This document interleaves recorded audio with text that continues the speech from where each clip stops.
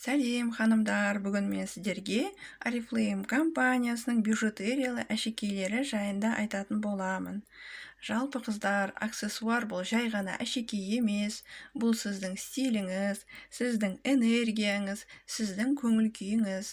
Oriflame компаниясында осындай бижутериялы сырғалар мен алқадан тұратын Норхенд топтамасының жиынтығы сатылымда бар.